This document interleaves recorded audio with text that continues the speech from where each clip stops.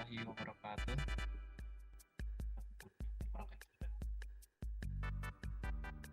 Ulang. Assalamualaikum warahmatullahi wabarakatuh. Kita dari kelompok 2. Di sini kita akan menyampaikan materi tentang user interface dan user expression dari Universitas Jenderal Ahmad Yani.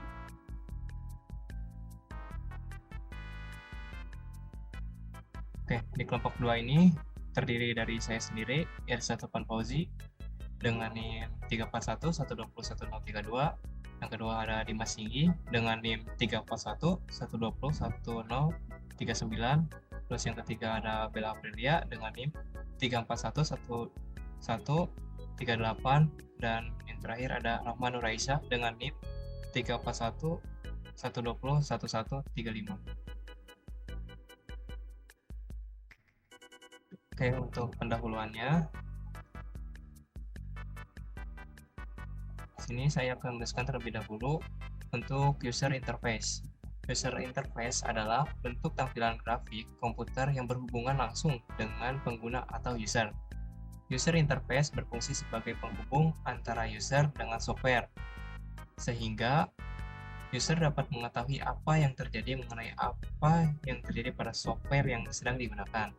Misalnya, interaksi dari mesin komputer ke layar monitor. Pengguna sering menilai sistem dari interface, bukan dari fungsinya, melainkan dari user interface-nya. Jika desain user interface-nya yang buruk, maka itu sering menjadi alasan untuk tidak menggunakan software. Selain itu, interface yang buruk sebabkan pengguna membuat kesalahan fatal.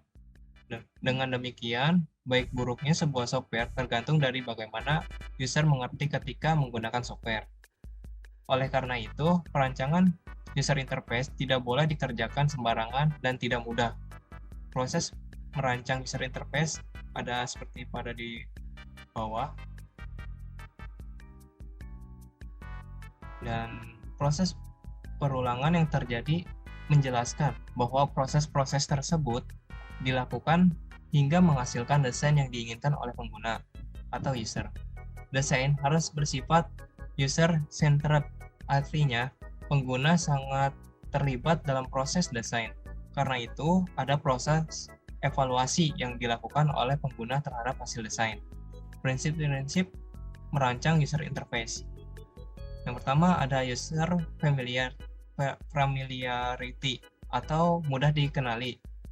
Gunakan istilah atau konsep dan kebiasaan user bukan komputer. Misalnya, sistem perkantoran menggunakan istilah letter, dokumen, folder, bukan directory, file, identifier. Terus untuk jenis dokumen open office. Yang kedua ada konsistensi atau selalu begitu, konsisten dalam operasi dan istilah di seluruh sistem sehingga tidak membingungkan.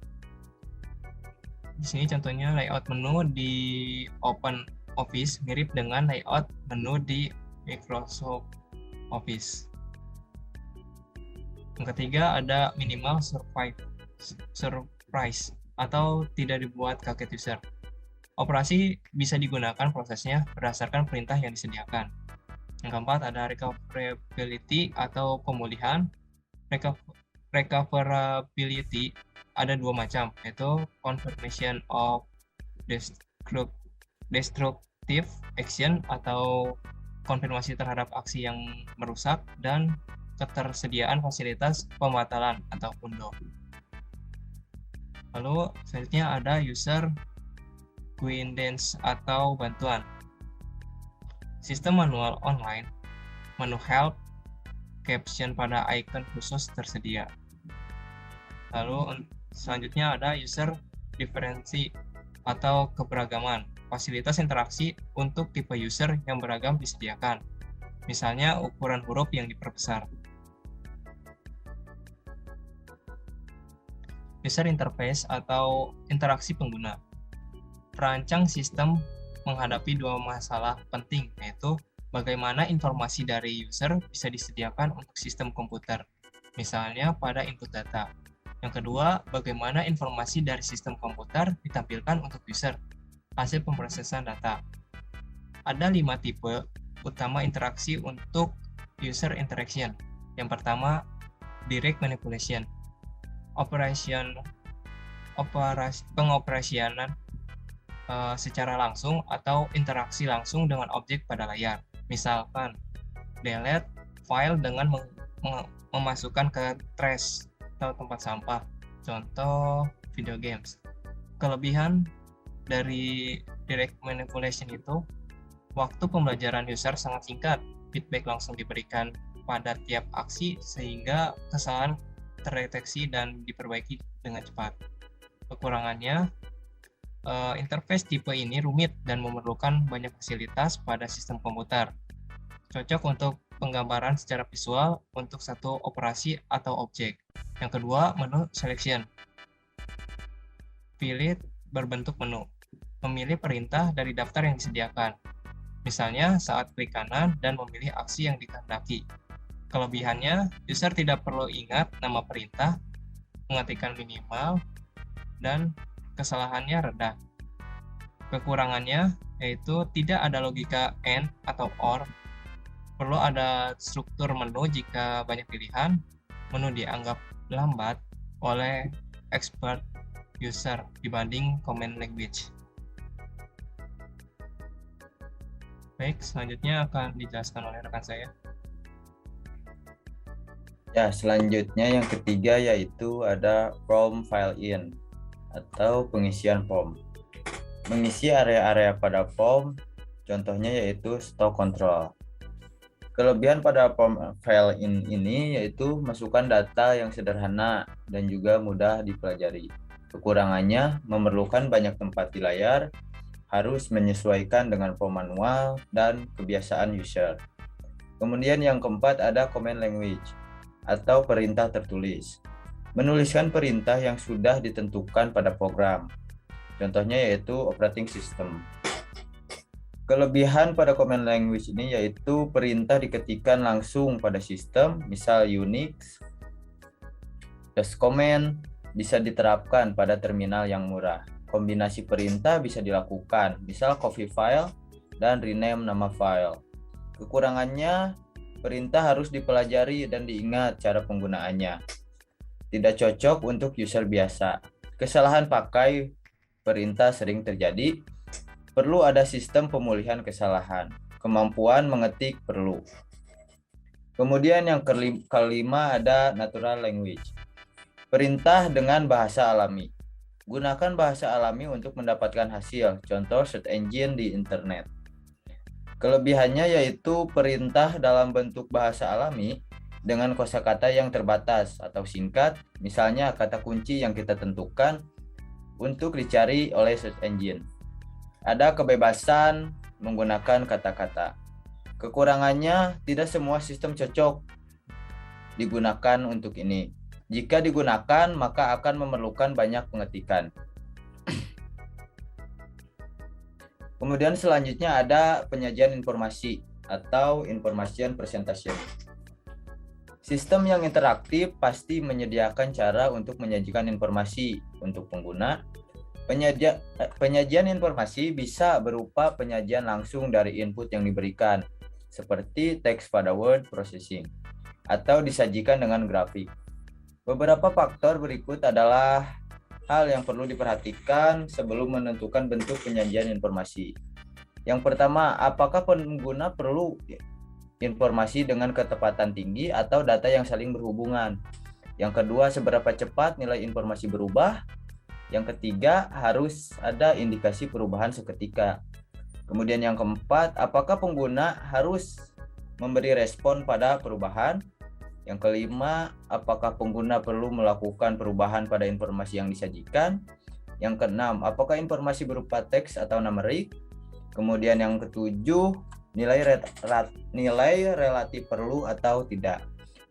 Informasi bisa bersifat statis atau dinamis ketika disajikan. Masing-masing baik dengan karakteristik yang berbeda dan kebutuhan yang berbeda pula. Yang pertama yaitu ada static information. Ditentukan saat awal sesi, tidak berubah selama sesi berjalan. Bisa berupa informasi numerik, atau teks, chart di Microsoft Excel. Disajikan dengan jenis huruf khusus yang mudah dibaca atau diberi highlight dengan warna tertentu seperti pada gambar 4 atau menggunakan ikon yang mewakili. Yang kedua ada dynamic information. Perubahan terjadi selama sesi berlangsung dan perubahan harus dikomunikasikan atau ditunjukkan ke user, bisa berupa informasi numeris atau teks. Contoh, defragmentation, scanning, virus, download. Gambar di bawah ini yaitu menunjukkan mengenai dynamic information. Informasi dalam bentuk teks bersifat tepat dan berubah secara lambat, sedangkan informasi dengan gambar atau grafik mampu menjelaskan hubungan antar gambar. Data bisa berubah dengan cepat, seperti pada gambar 2, informasi yang sama disajikan dengan dua cara yang berbeda. Jika yang dibutuhkan adalah hubungan antar data pada bulan-bulan tersebut, maka informasi dengan grafik memberikan informasi tentang hubungan tersebut lebih cepat daripada informasi yang disajikan dengan teks dan numerik. Kemudian ada informasi dengan numerik dapat juga disajikan dengan cara digital atau analog dengan karakteristik sebagai berikut. Yang pertama ada digital presentation, yaitu singkat, hanya perlu sedikit tempat pada layar, kemudian ketetapan nilai yang ditunjukkan. Yang kedua ada analog presentation, yaitu nilai terlihat sambil. Lalu untuk menunjukkan nilai relatif, kemudian mudah melihat data nilai yang berbeda. Penggunaan warna pada desain interface. Warna menambah dimensi ekstra pada suatu interface dan membantu user memahami struktur yang kompleks. Kemudian bisa dipakai untuk mewarnai, terang, highlight, hal-hal khusus. Kesalahan umum dalam penggunaan warna pada desain UI. Yang pertama yaitu menggunakan warna untuk mengkomunikasikan arti. Merah bisa jadi peringatan atau ada kesalahan. Kemudian yang kedua, terlalu banyak gunakan macam warna. Selanjutnya akan dijelaskan oleh rekan saya. Baik, yang selanjutnya dalam menggunakan warna pada desain interface ada beberapa petunjuk yang dapat diikuti seperti berikut ini. Yang pertama, hindari penggunaan terlalu banyak warna. Yang kedua, gunakan kode warna untuk mendukung operasi. Yang ketiga, pengguna bisa kendalikan warna untuk kode. Yang keempat, desain monokrom, kemudian tambahkan warna. Selanjutnya, gunakan warna kode secara konsisten. Yang selanjutnya, hindari pasangan warna yang tidak cocok atau norak. Yang terakhir, gunakan warna untuk menunjukkan perubahan status.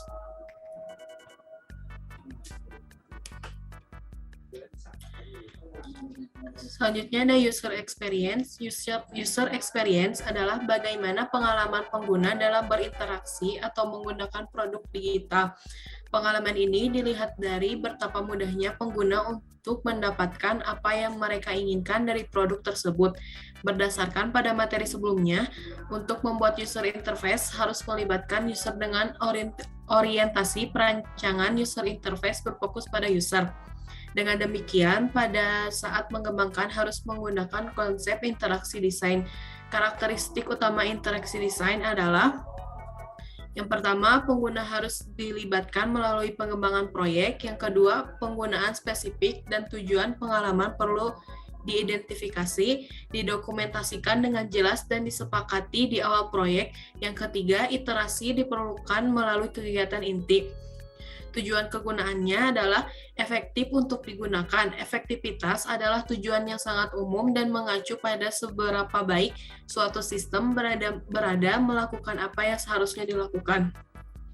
Pertanyaannya, apakah sistem mampu memungkinkan orang untuk belajar dengan baik, melakukan pekerjaan mereka, efisien, mengakses informasi yang mereka butuhkan, membeli barang yang mereka inginkan, dan sebagainya.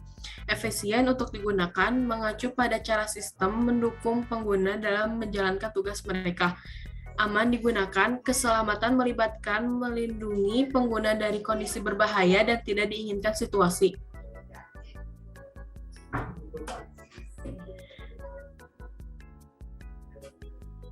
Memiliki utilitas yang baik. Utilitas merujuk pada sejauh mana sistem menyediakan fungsionalitas yang tepat sehingga pengguna dapat mengerjakan apa yang ingin dikerjakan. Satu contoh, sebuah sistem dengan utilitas tinggi, masalah paket perangkat lunak akuntansi yang menjadi alat komputasional yang handal bagi pengerjaan bermacam tugas para akuntan.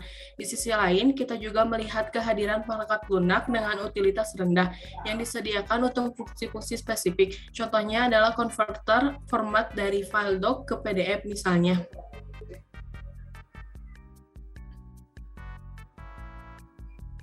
Contoh, perangkat lunak akuntansi komputasi tinggi, alat menggambar memaksa pengguna untuk menggambar tanpa utilitas menggambar tangan. Mana yang lebih baik?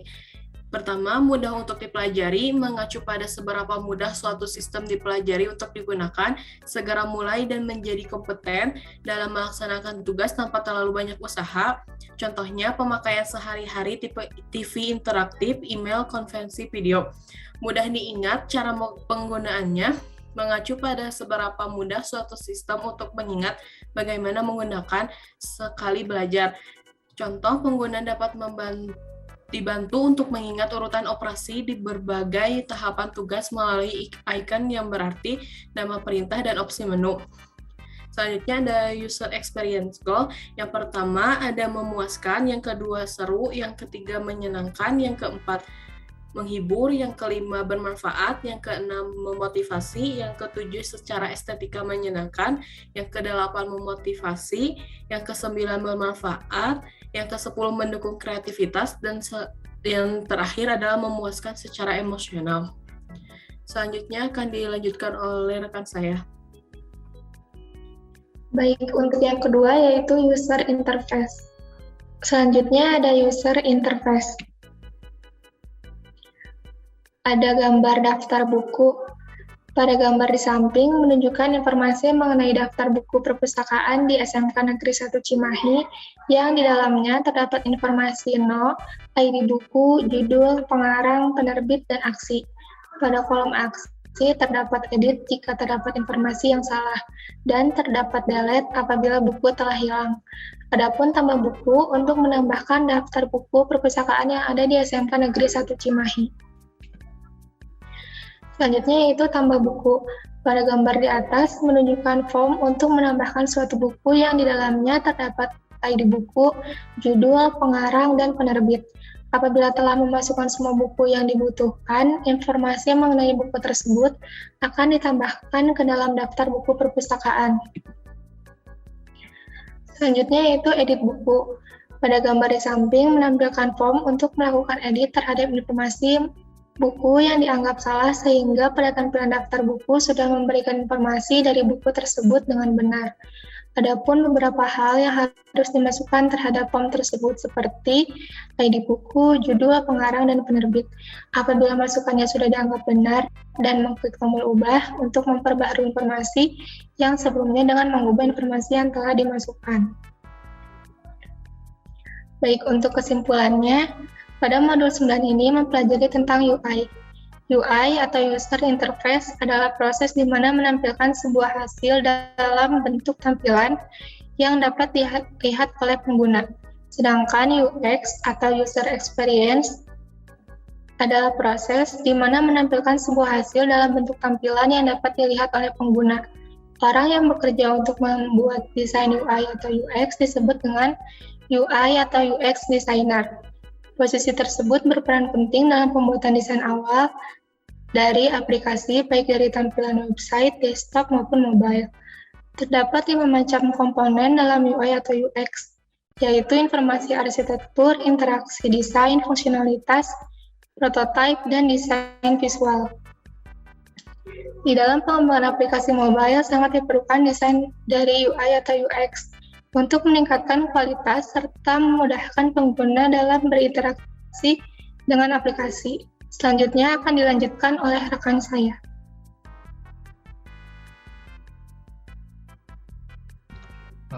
Baik, cukup sekian penjelasan mengenai UI dan UX dari kelompok 2. Terima kasih. Wassalamualaikum warahmatullahi wabarakatuh.